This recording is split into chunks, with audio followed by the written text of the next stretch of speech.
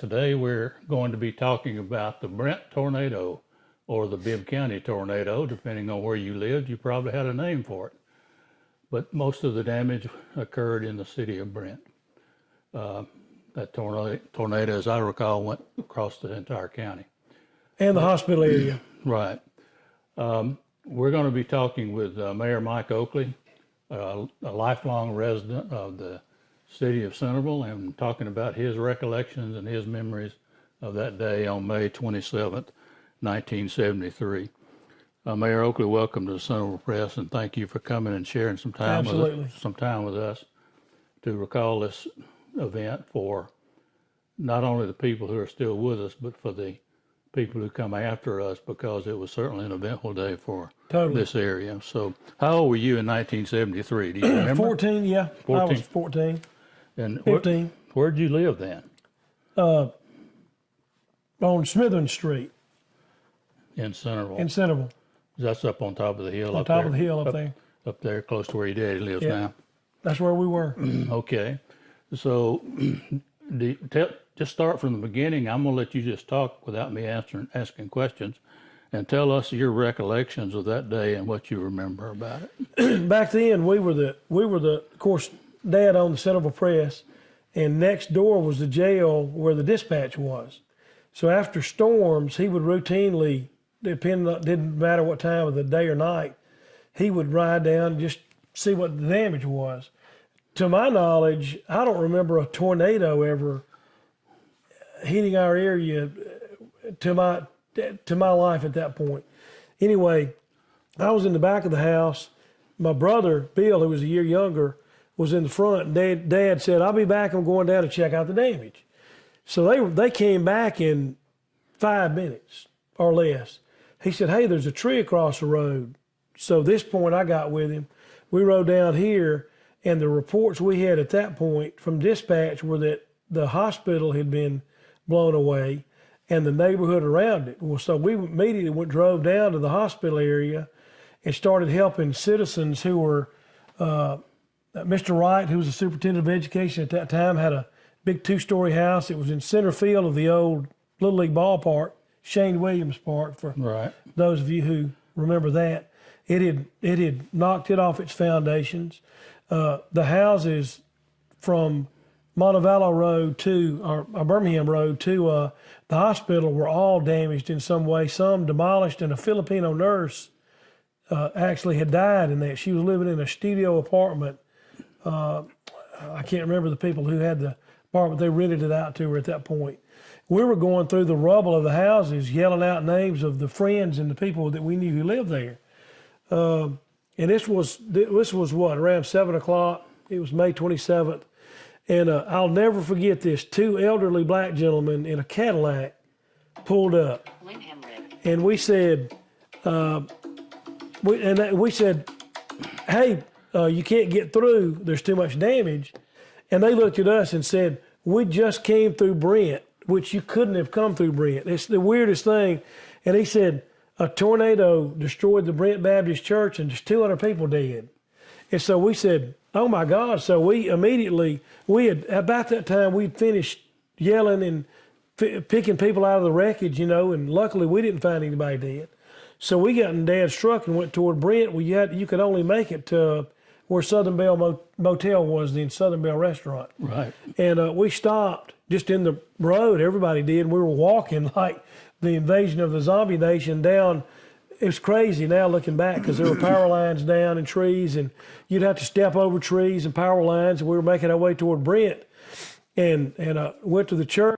Thankfully, a majority of my friends went to Brent Baptist Church, and I bent down. And I remember Patty Elam, Bobby Roy Elam's daughter, Beth King Downs now, and Teresa Suttle were down there, and they couldn't get out of but they were all in the basement safe. And I reached down through the vent, and they grabbed my hand. I said, "Is everybody okay?" They said, "Yeah." And Bobby Roy Elam at that point said, "Hey, Mike, help me look for my mom who lived right by the graveyard in Brent." So he and I'll never forget it. We walked back to Main Street. Well, we were on Main Street, Brent. Walked down that way, stepped over a tree, and there was a forklift from Belcher Lumber Company in the road covered by a tree that we couldn't see, to the point where I've still got a scar on my leg where I hit the fork of that forklift. And he and I had to take a detour because you couldn't get down Main Street, Brent. It was totally destroyed and covered. And we went through the garden, and Bobby Roy, I'll never forget, lost his shoes because it was mud. And we went and checked on his mom, who was fine. She didn't even know anything happened. Elderly lady at that time. And we came back and were helping, just back and forth, helping people that night through, get out of their houses. It was literally a shell-shock city at that point. And, we stayed. I don't remember going to sleep that night. I'm not sure we did. And reconnected with my dad and my brother at some point. We had to go home. But the next day, my brother and I had motorcycles, so we rode back toward Brent to see what we could do. And at this point, the guard had been deployed. And they'd set up barriers, and you had to get a work pass, little card with your name on it, to prove that you needed to be in the area. And I'll never forget, he and I were the only two young enough, small enough, I guess, and agile enough. They tied a rope around my waist, and I crawled into Ward Mercantile and took the rope off my waist, tied it around the safe, because that's where all their money was, in the old huge, no telling what it weighed. And a group of men pulled that safe out, and I was crawling behind it, pushing lumber and stuff out of the way. And that was where they had their payroll, their entire money, and we did that with every store that we could get to in Brent. And Brent was a beautiful town at that point. I know you guys remembered it. It had the library where we got our first library card, Hunt Drugstore. Mr. Jack Meg's daddy was the pharmacist then, and they had a great little soda fountain. And it went on around and kind of catty-cornered, kind of like it is now, Ward Mercantile, where everybody bought their clothes and everybody bought their dry goods, in fact, in those days. And sorry about that. We don't have a train anymore in Centerville. I remember that was a worry. That was a worry when the tornado hit, because the train ran through Brent, and they were thinking, "My gosh, the train's gonna come through." I thought I cut my train whistle off. Holy moly! It's still coming. It's still coming. Okay. Anyway, that was and so a number of us young kids and adults got work passes to go, and we spent the next. My gosh, because school was literally out at that point. And so a bunch of us kids that were in school basically had jobs that were unpaid, going cleaning up Brent. Right. And the mystery of that night, though, was how those two elderly gentlemen got through Brent to report that the Brent Baptist Church had been hit and 200 people were killed. I'll never forget that. And we thought, my gosh, I know y'all know Jerry Powell. He was standing on the front porch. They were welcoming people to church, and they saw the tornado coming down Highway 5, and he yelled, "Everybody get to the basement!" And a few of them tried to open windows, and to relieve the pressure, because the pressure built up. And had a number of people that were friends of mine that were a couple of years older that were driving, and we used to hang out in the old Winn-Dixie parking lot. Now it's the Save More parking lot, and I believe it was Alvin George had a car. It picked him up and took him down the road about 50 yards. He said he almost mashed his brake through the floor. And I'll never forget the pieces of pine straw like darts in Brent Bank. We got pictures of that, pine straw stuck in the brick. And a 2x4 had gone through 3 cars and the motor blocks at Brent Baptist Church. And there was one car, I took that picture, where the board was in the motor block sticking out of the left side of the fender. It was a crazy time, and to this day, y'all, the people that my peers, and especially the people that were trapped in the church at that tornado, have storm anxiety for years after that. Sure. When it would get cloudy and the rumble of thunder and lightning, they would have to come get their parents to check them out, because it was that traumatic to them. Right. And to this day, we talked about it about a month ago, as a matter of fact. Wait a minute. There wasn't any actual loss of life at the church, was it? Miss Faye Dowdle was one of the last ones to go down the steps to the church, and the tornado hit, and it drove a piece of wood through her leg. I don't know if y'all remember. She lost her leg, and there was an elderly gentleman who had a heart attack, they think, and he died in that church. So, and there was another man who died across the street, and I can't remember his name, but I mean, it was a devastating area, and it's one of those you had to see it to believe it, because to describe it, I've been in war-torn areas of the world, and that's the closest thing you can get to a bombed-out city that was Brent that day. What do you remember that was still standing after you walked through there? There was not a whole lot standing. My great-grandmother, my dad's grandmother, lived. There were some houses behind where the Baptist church is to this day, and they were all flattened. And I remember thinking, wow, that neighborhood's basically gone. It was a miracle, though, and I guess it's testament to the South and the faith that most people at that point had left their homes and gone to church.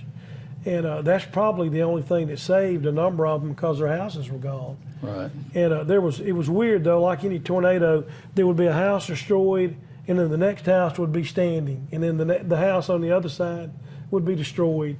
And it went all the way back almost to the elementary school, to Brent Elementary, which was a wooden structure then, and beautiful old school, but not many structures were standing. I remember one of the hangouts for everybody was Brent Service Station. I don't know if y'all remember that. Sure. It was just a little service station by the railroad tracks. Joe Patridge owned it, and all of us kids would hang out there. We'd drink sodas and work on bicycles and motorcycles and shoot the bull, and that was standing. There was some damage around it, and the bank building was standing. That's still standing today, being used by Cahaba Medical now, but it was standing, but it had damage, like I say, pine straw, and it was the weirdest thing. Shards of pine straw were sticking in like darts. It was the strangest thing. And, but there was not much standing in that immediate area, and you immediately saw that the town of Brent was gone. That was the shock for most of us. Well, I think Dr. William Owings, his house on one side of the Brent church is still there, and it was within 100 yards of the church site. My grandfather's house is on the other side of the church, and it missed his house, and that house is still standing. Yeah. So it's still in Crazy, Brent. crazy how that happened. It really is.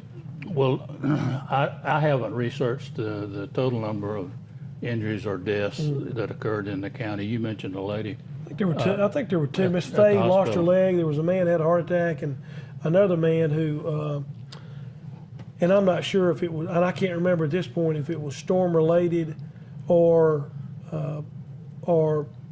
health related, like caused a heart attack or something. But there was the other man, I think, who died. Well, you mentioned one lady, a Filipino nurse, near the hospital. Were there any other injuries or deaths in Centerville? No, they were all. She was the only one that I can remember. She lived in a studio apartment above a garage that somebody owned over in the little neighborhood, between Birmingham Road and the hospital. That looked a lot different than it does today. And in those days, we were literally, the Oakley family, and there was John Brasher was the photographer then.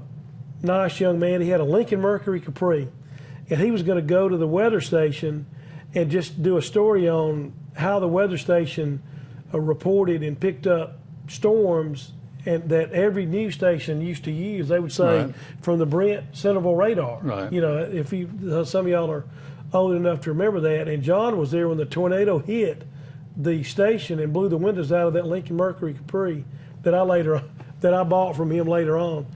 But in those days, we were literally the only ones with cameras.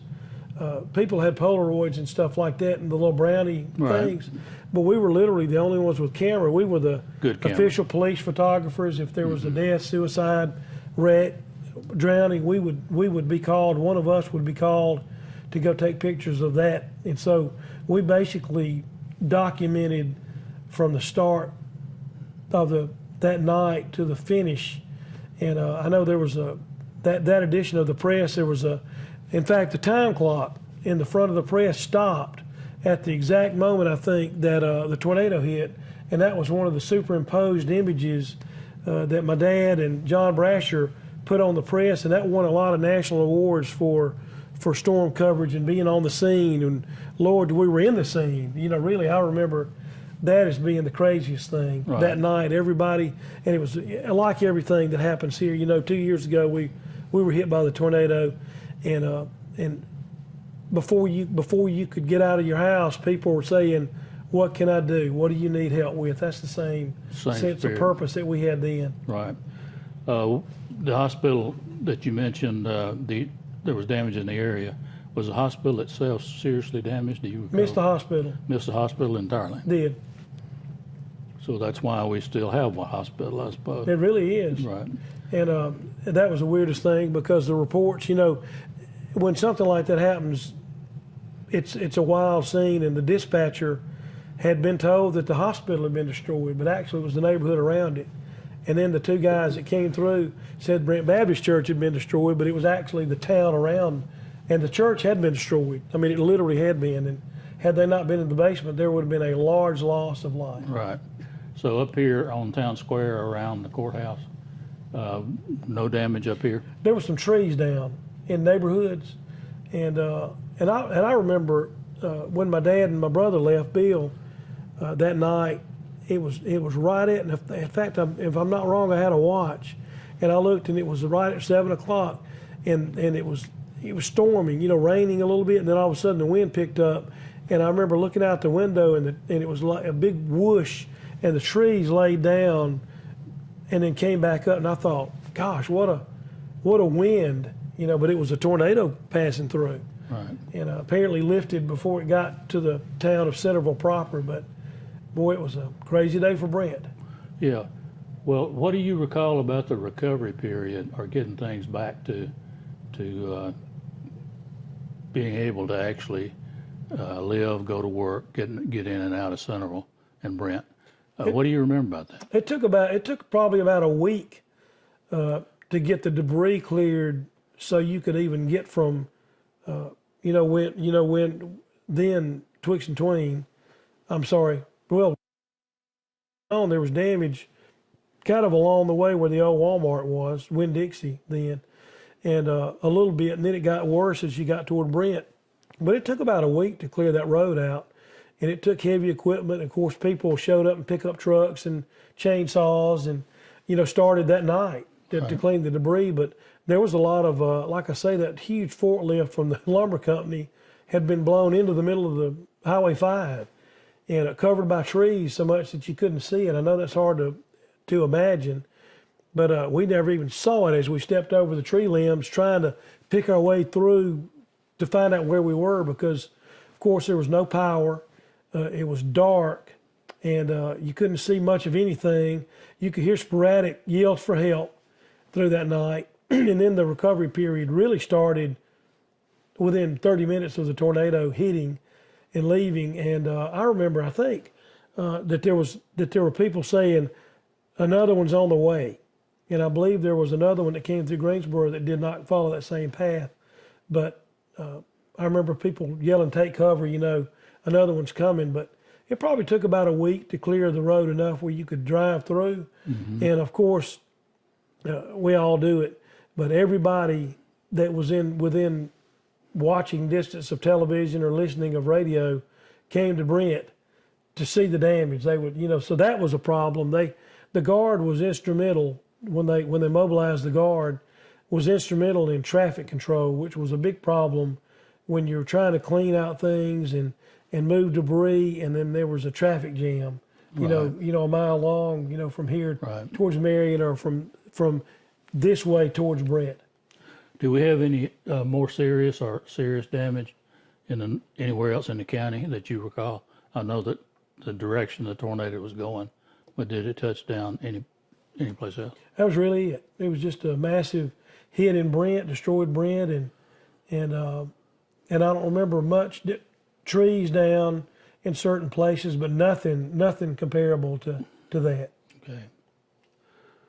Well. And we rode our motorcycles over every day to work. That's what a lot of us did. We walked or rode our motorcycles to work. Well, school was out at the time. Yeah. You mentioned that. So we didn't have a problem with getting kids back in school for a while. Did school resume normally in the fall? Do you recall? Did. Okay. Well, we appreciate your time today, Yes, sir. today, Mayor, and telling us what you recall about this event. We're going to be talking to a lot more people about this. And as you hear their stories, you might want to chip in or chime in, I should say, because what they say may also prompt some other memories. So if you do have things that people would like to know about, we'd love to hear them and add them to this library that we're creating to mark the 50th anniversary of this tornado. Hard to believe it's been 50 Yeah. years. 50 years ago. Hard to believe on May it's been 50 27th. years. That's only a part of my life. Or at least I hope it is. Yeah. I hope it is. So thank you for coming today and Yes, being sir. with us. All right. Thank you. Thanks, sir. All right. Over and out. That's a wrap. Break a